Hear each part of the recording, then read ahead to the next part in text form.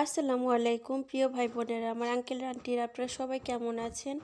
আশা করছি আল্লাহ পাকের অশেষ রহমতে যে যেখানে আছেন ভালো আছেন, সুস্থ আছেন। সবার জন্য অনেক দোয়া শুভকামনা দিয়ে শুরু করলাম আজকের ব্লগটা। আশা করছি সবার কাছে ভালো লাগবে। তো আজকের ব্লগটা শুরু করলাম রাত থেকে দেখতে পাচ্ছেন কাপড় চোপড় ধুইছি। এই কাপড় চোপড়গুলো এখন শুকায় দিব। আর কিছু কাপড় চোপড় ছিল, এগুলি আয়রন করে রেখে দিলাম। তো আমি ডাইরেক্টলি উপরে চলে আসছি। তো এদিকে রাতের বেলা বাচ্চাদেরকে খাবার টাবার বানাবো তাদের জন্য। এদিক দিয়ে আবার আসলাম উপরে ওদেরকে জিজ্ঞাসা করতে যে কি খাবে রাতের বেলা। তো জিজ্ঞাসা করতে এসে মনে পড়ে গেল যে কাপড় যে ধুইছি এগুলি কখন শুকাই দিব, রাত হয়ে যাচ্ছে। যদি মেশিনে 4 থেকে 5 ঘন্টা রেখে দিই কেমন যেন একটা অন্যরকম একটা গ্রান হয়ে যায়, ভাল লাগে না। তো এইদিকে আমি কাপড় চোপড়গুলো শুকাই দিয়ে তারপর বাকি কাজগুলো করব। সাথে থাকুন, দেখতে থাকুন পুরো ভিডিওটা।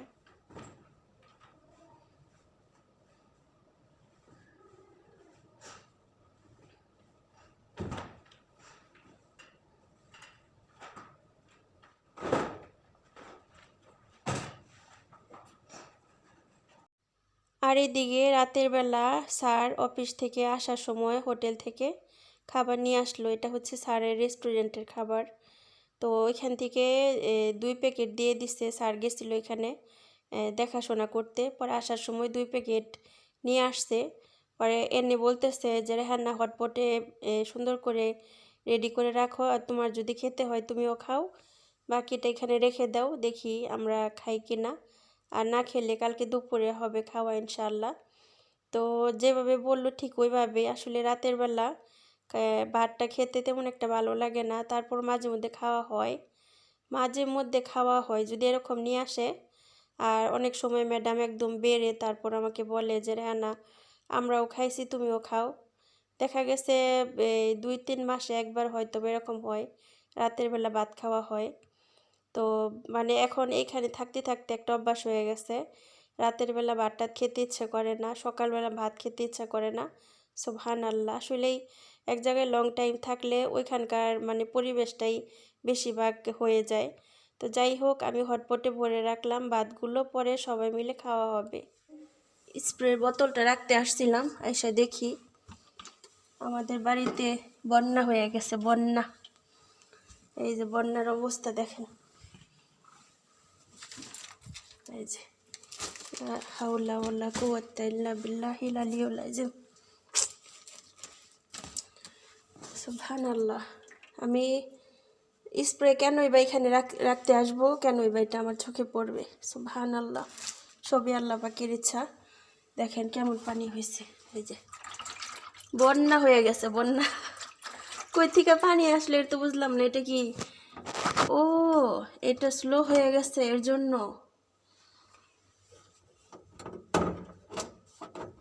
এটা স্লো হয়ে গেছে, আমি খেয়ালই করি না এটা খুলে গেছে গা। এখন লাগছে। আর কোনটা স্লো হয়েছে দেখি। না, এগুলো তো টাইট আছে। ও, এই যে এটাও স্লো হয়ে গেছে। এই যে দেখেন, এই যে অবস্থা। এখন এটাও একটু পরিষ্কার করতে হইব আমার। তাহলে একটু পরিষ্কার করি, সাথে থাকুন। এটা পরিষ্কার কইরা তারপর উপরে পাইপটার মধ্যে এইভাবে লাগাই দিতে হইব। যারা না পারেন তারা এইসব বিষয় নিয়ে অনেক টিউটোরিয়াল ভিডিও আছে, শেখার জন্য দেখে নেবেন। আমি কিন্তু এসবই বাহিরের থেকে দেখাই যে এগুলা ডিল হয়ে গেছে, এগুলা টাইট করতে হবে। এই যে দেখেন ডিল, এগুলা দেখবেন এই যে এটা যে নিচে নেমে গেছে, এটা উপরে ভাসতেছে, তার মানে এটা ডিল হয়ে গেছে। অনেক সময় আমরা সাধারণ বিষয় সাথে সাথে বুঝি না, জানি না, তখন কি হয় আমরা বাহিরে ফোন দিয়ে এই মানে সব যারা কাজ করে তাদেরকে ডাকি। আসলে এগুলো স্যাম্পল বিষয়, এগুলো আপনিও করতে পারবেন যদি আপনার এমন সিস্টেমে মানে বেসিনের নিচে পাইপগুলো থাকে। আর আমি মনে করি যারা নতুন বাড়িঘর করতেছেন তারা এই সিস্টেমের পাইপগুলো কিনবেন, যেহেতু এগুলো আপনি নিজে কাজ করতে পারবেন। এগুলো কিন্তু সমস্যা হইলে আমি নিজে সলভ করি। এই যে এটা এখানে ময়লা হইলে এটা কিন্তু পরিষ্কার করি, এখানে পাইপ আছে, এটা খুইলে আমি পরিষ্কার করি। এটাও করি, এটাও করি, এটাও করি, ওইটাও করি, আবার এই যে এখানেও করি। এগুলো কিন্তু নিজেরা করা যায়, আবার এখানেও করা যায়। এগুলার গাইড থাকা মানে এগুলা খোলা যাবে। তো দেখেন ডিল হয়ে গেছিলো, একটু টাইট করলাম। তো এটা একটু পরিষ্কার করে তারপর আমি আবার দেখাবো আপনাদেরকে। তো এই যে পরিষ্কার করলাম, এটা একটু পরিষ্কার করে তারপর একটু টাইট করে দিলাম। এখন আমি এই যে পানিগুলো দেখেন, না এটা আমার বালতি লাগবো,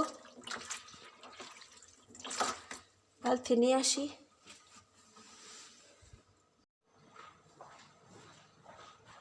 তো এই যে বালতি পাইলাম না, এখন কাজের সময়, তার জন্য আমি এভাবে কাজ করবো এটা দিয়ে।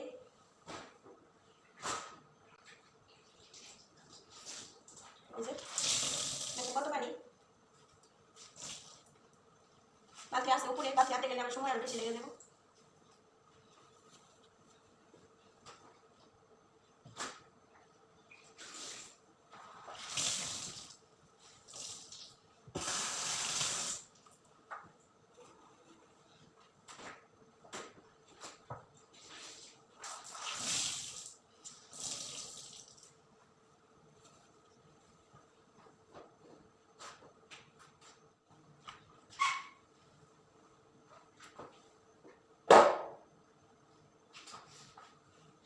দুঃখে বাসে আর আমি দুঃখে হাসি, দুবাইতেও বন্যার পানি চলে আসছে।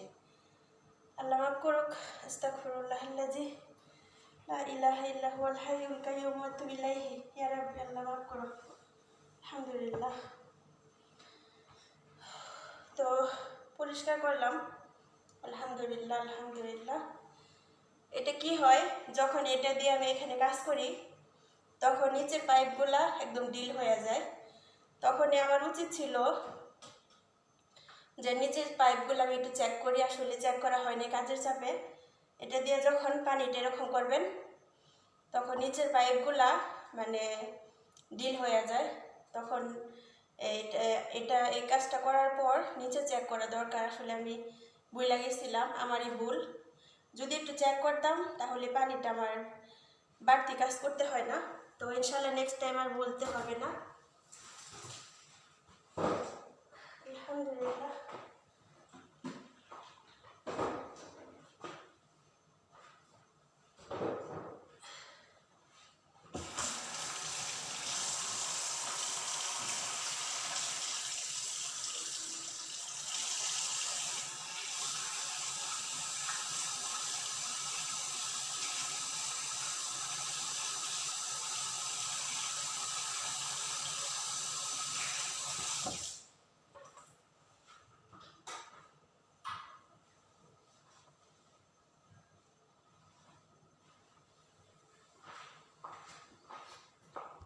পরিষ্কার করে নিলাম।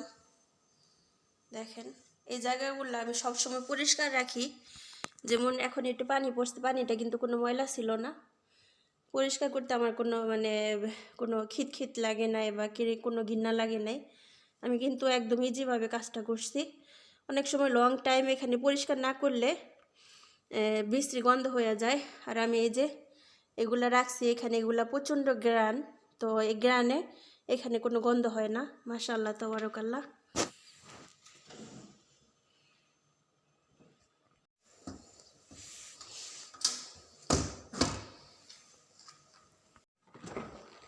আর এইদিকে এই যে কালকে ফ্রিজটা পরিষ্কার করার কথা ছিল, আসলে সময়ের অভাবে করতে পারি নাই, তো আজকে করে নিলাম। আলহামদুলিল্লাহ রাব্বিল আলামিন। এগুলো হচ্ছে কালকে রাতে স্যারে খাবার নিয়ে আসছিল, চিকেন আরও কি যেন। আর এগুলো হচ্ছে খেজুর, আর ওইগুলোও খেজুর, অনেকগুলো খেজুর। তো মাশাআল্লাহ তাবারাকাল্লাহ। আর এই যে এখান থেকে অনেক সস, তারপর কেচাপ, অনেক কিছু ছিল, তারিখ ছিল না, তো ওগুলো ফেলে দেওয়া হয়েছে। আর এখন অনেকটা ভালো লাগতেছে আলহামদুলিল্লাহ।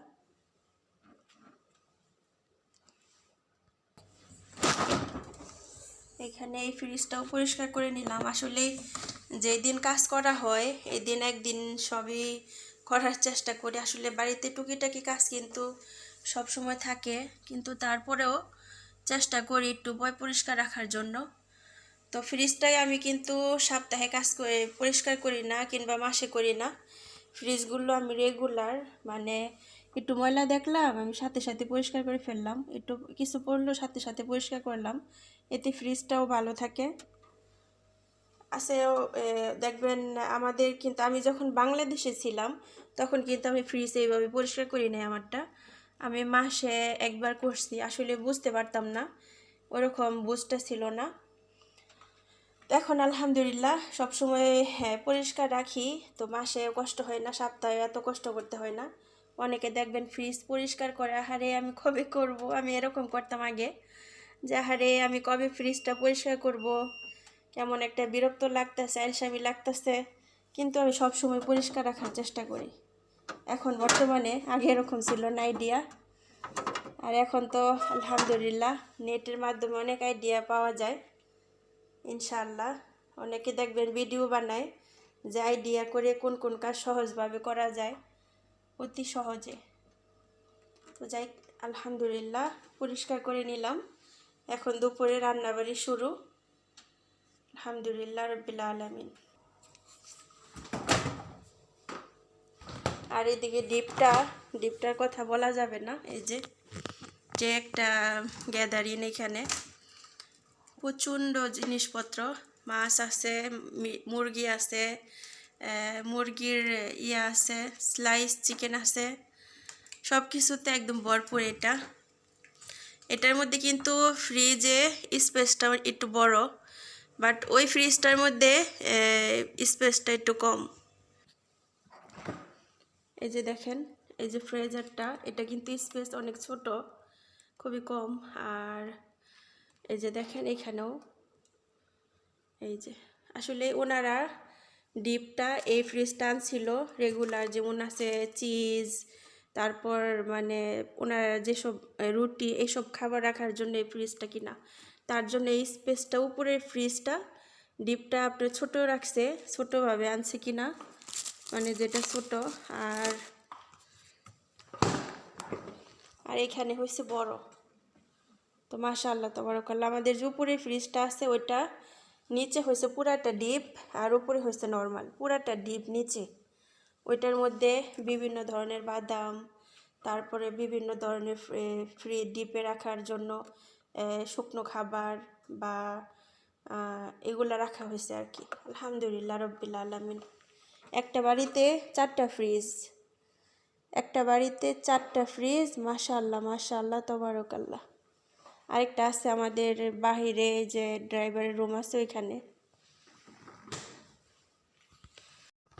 তো এখন হচ্ছে দুপুরে রান্নাবাড়ির প্রসেসিং করব। তো আজকে আচার না, মরিচের ভর্তা করা হবে, লাল মরিচ যা দাও বের করে নিছি। আর ফ্রিজটা আমি কীভাবে পরিষ্কার করি অনেকবার আপনাদেরকে দেখাইছি। এই যে আমি এরকম ছোট গেঞ্জি সাদা রেখে দিই, একদম পরিষ্কার, এটা দিয়ে আগে মুছি, তারপরে যেটা স্প্রে আসছে স্প্রে করি আর মুছি। আর এখানে হচ্ছে টিস্যু, অনেক সুন্দর ক্লিন হয়, আমি অনেকবার দেখাইছি ভিডিওতে। যারা নতুন নতুন আছেন তারা দেখবেন, ফ্রিজ নিয়ে আমি একটি ভিডিও বানাইছি, ওইটার মধ্যে দেখবেন আছে ইনশাআল্লাহ। অনেক বোনেরা আছে মানে কিছু কিছু কাজ ভেজাল মনে করে, তাদের জন্য ইনশাআল্লাহ অনেক কাজ সহজ হয়ে যাবে ইনশাআল্লাহ। তো যাই হোক, এটা হচ্ছে কারি পাতা, আমাদের গার্ডেনে কারি গাছ আছে। তো স্যার কিছুদিন আগে অনেকগুলো কারি পাতা নিয়ে আসছিল, পরে আর আমি পরিষ্কার করতে পারি নাই, ভুলে গেছিলাম, নষ্ট হয়ে গেছে। তো যেহেতু গাছ আছে ওইভাবে কেয়ার করি না, যেহেতু গাছ আছে। অনেক সুন্দর একটা স্মেল আসতেছে, মাশাআল্লাহ তাবারাকাল্লাহ। কারি পাতাটা রাখলাম, আর এখানে এই যে ক্যাপসিকাম, এটা দিয়ে আর এই মরিচ দিয়ে আমি আজকে মরিচ ভর্তা বানাবো, আদা দিয়ে। আর এখানে ওনারা মাংস খাইছিল ওই দিন, যে এটা এখন ফালাই দিতে হবে, খাবে না। এটার মধ্যে শুধু গোলমরিচ আর হচ্ছে লবণ দেওয়া, আর কিছু নেই। আর দুপুরে রান্নার জন্য বের করে নিছি হয়েছে শামাক পেলে, এটার বলে শামাক পেলে মাছ। আর এই যে মাছগুলো এগুলো এখন আমি কন্টাকের মতো মশলা টশলা দিয়ে মেখে নিব। তো সাথেই থাকুন। সবাইকে বলবো যারা আমার চ্যানেলে নতুন আছেন প্লিজ আমার চ্যানেলটা সাবস্ক্রাইব করে সাথে থাকবেন। আর সবাইকে অসংখ্য ধন্যবাদ এই প্রবাসী বোনটা প্রবাসী মেয়েটার পাশে থাকার জন্য। ইনশাআল্লাহ। এটা কি আমি কি উল্টা দিতেছি নাকি? তাই তো মনে হইতেছে। বিসমিল্লাহ।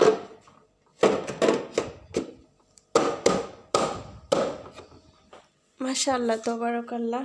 এই যে এটা একটু ধুয়ে নিছি।